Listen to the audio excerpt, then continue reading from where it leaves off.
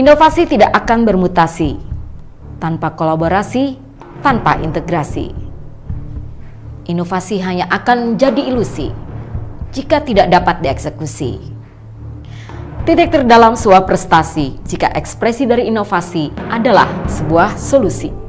Untuk lebih dalam tentang inovasi, bersama saya Ayu di podcast BBB, Bagaimana Banjarmasin Bekerja.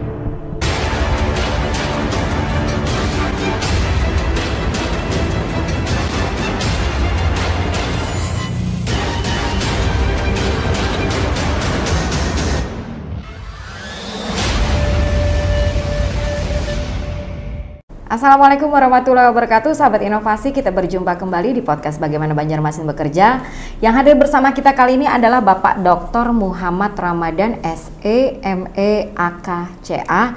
Beliau adalah Kepala Dinas Kesehatan Kota Banjarmasin. Assalamualaikum Pak Ramadan. Waalaikumsalam warahmatullahi wabarakatuh. Terima kasih Pak sudah berkenan hadir untuk podcast kita kali ini. Yang tentunya podcast ini adalah memberikan informasi-informasi tentang bagaimana Banjarmasin bekerja. Kaitannya juga dengan beberapa informasi tentang inovasi yang sudah dilakukan oleh pemerintah Kota Banjarmasin. Mengawali podcast kita kali ini Pak, mungkin Bapak bisa memberikan penjelasan tentang tugas pokok dan fungsi dari Dinas Kesehatan sendiri. Ya, makasih Mbak Ayu atas kesempatan hari ini. Ya. Jadi Dinas Kesehatan sesuai dengan Perwali nomor 66 tahun 2022, kita adalah membantu Bapak Wali Kota dalam rangka preventif, promotif, rehabilitatif, dan kuratif.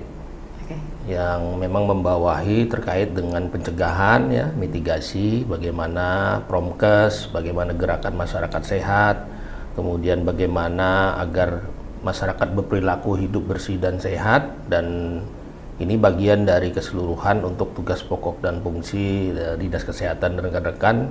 Kita membawahi sekitar 30 UPTD, baik itu puskesmas yang 27, kemudian instalasi farmasi, laboratorium kesehatan, dan rumah sakit Sultan Syariah.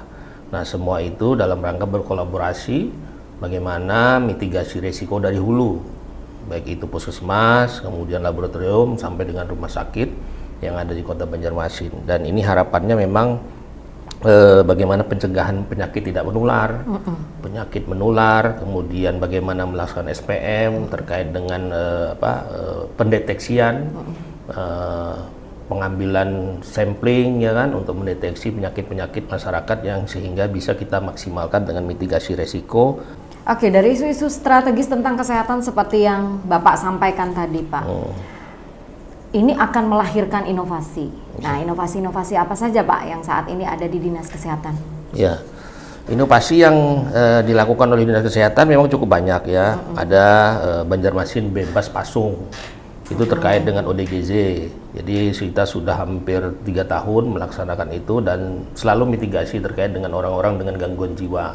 Kemudian ada aplikasi Bapik, ada sudah sekitar kemarin 6 dan tahun ini berjalan, insya Allah sudah 16 puskesmas yang bergabung di sistem, jadi bisa langsung mendaftar. Oke Pak, dari sekian banyak inovasi-inovasi yang sudah dilaksanakan oleh Dinas Kesehatan, karena lingkup dari Dinas Kesehatan ini sendiri tidak hanya Dinas Kesehatannya, tetapi juga puskesmas-puskesmas yang ada di seluruh Kota Banjarmasin.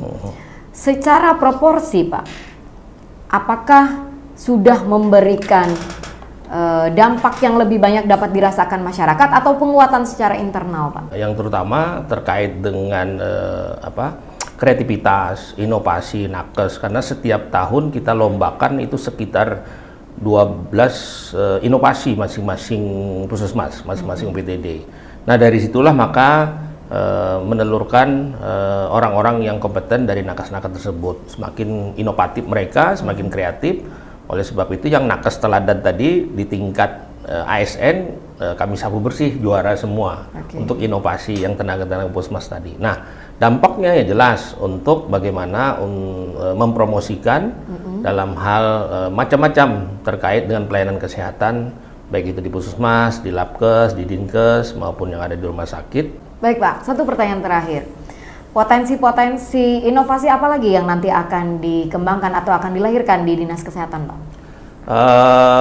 Kita setiap tahun tetap memperlombakan tadi saya bilang. Jadi harapannya memang inovasi dibuat oleh rekan-rekan di nakes kita, baik itu di Puskesmas maupun di Dinas Kesehatan, semakin menguatkan. Karena preventif promotif itu perlu, sehingga ke depan insya Allah kita anggarkan lagi untuk peralatan sehingga Puskesmas semua 27 bisa masuk di aplikasi Bapik.